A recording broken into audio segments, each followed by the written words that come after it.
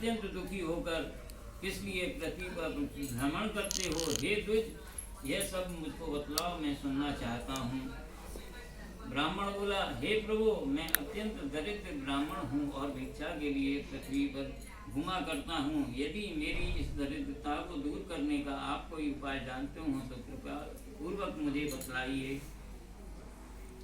वृद्ध ब्राह्मण का रूप धारण कर श्री विष्णु भगवान बोले, श्री सत्यनारायण भगवान विष्णु अभिष्ट फल देने वाले हैं। हे विप्र, तुम उनका उत्तम व्रत एवं पूजन करो, जिसके करने से मनुष्य सभी दुखों से मुक्त हो जाता है। और व्रत के विधान को भी ब्राह्मण से यत्न पूर्वक कहकर वृद्ध ब्राह्मण रूपधारी भगवान श्री सत्यनारायण वहीं पर अंतर ध्यान हो गए। वृद्ध ब्राह्मण ने जैसा कहा उस व्रत को अच्छी प्रकार से वैसे ही करूंगा, यह सोचते हुए उस ब्राह्मण को रात में नींद नहीं आई और प्रातःकाल उठकर सत्यनारायण का व्रत करूंगा ऐसा मन में संकल्प करके वह ब्राह्मण भिक्षा के लिए चल पड़ा।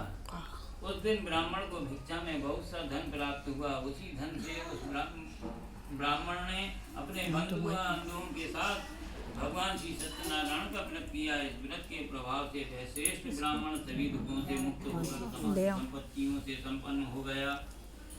उस दिन से लेकर प्रत्येक महीने उसने यह व्रत किया। इस प्रकार भगवान सत्यनारायण के इस व्रत को करके वह श्रेष्ठ ब्राह्मण सभी पापों से मुक्त हो गया और उसने दुर्लभ मोक्ष पद को प्राप्त किया। हे विप्र, पृथ्वी पर जब भी कोई मनुष्य श्री सत्यनारायण के व्रत को करेगा उसी समय उसके समस्त दुख नष्ट हो जाएंगे। हे ब्राह्मणों, इस प्रकार भगवान नारायण ने महात्मा नारद जी से जो कुछ कहा मैंने यह सब आप लोगों से कह दिया। अब आगे और क्या कहूँ। ऋषियों ने कहा, हे महामुनि, इस पृथ्वी पर ब्राह्मण से सुनने के बाद इस व्रत को किसने किया है यह सब हम सुनना चाहते हैं और हमारी श्रद्धा हो रही है। सूत जी बोलिए, हे मुनियों, पृथ्वी पर जिसने यह व्रत किया उसे आप लोग सुने। एक बार वह द्विज श्रेष्ठ अपनी धन संपत्ति के अनुसार बंधु बांधवों तथा पारिवारिक जनों के साथ व्रत करने के लिए उद्यत हुआ। उसी समय वहाँ पर एक लकड़ी बेचने वाला लकड़हारा आया। लकड़ी के गट्ठे को बाहर रखकर उस ब्राह्मण के घर गया। वह लकड़हारा भूख और प्यास से व्याकुल था।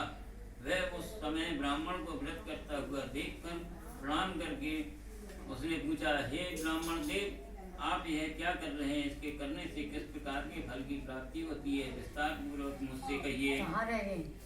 ब्राह्मण ने कहा, हे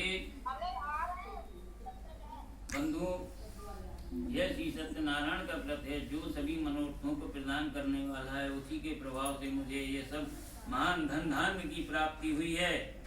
जल पीकर तथा प्रसाद ग्रहण करके वह लकड़हारा श्री सत्यनारायण देव के लिए मन से ऐसा मन में विचार करने लगा, सोचने लगा, आज लकड़ी बेचने से जो भी धन प्राप्त होगा उसी धन से भगवान सत्यनारायण का श्रेष्ठ व्रत करूंगा।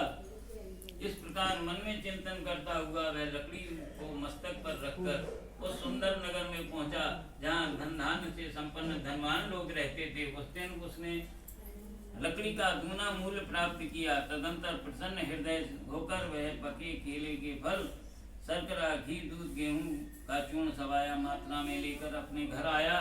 तत्पश्चात उसने अपने बंधु बांधवों को बुलाकर विधि विधान से भगवान श्री सत्यनारायण का व्रत किया। उस व्रत के प्रभाव से वह धन पुत्र से संपन्न हो गया।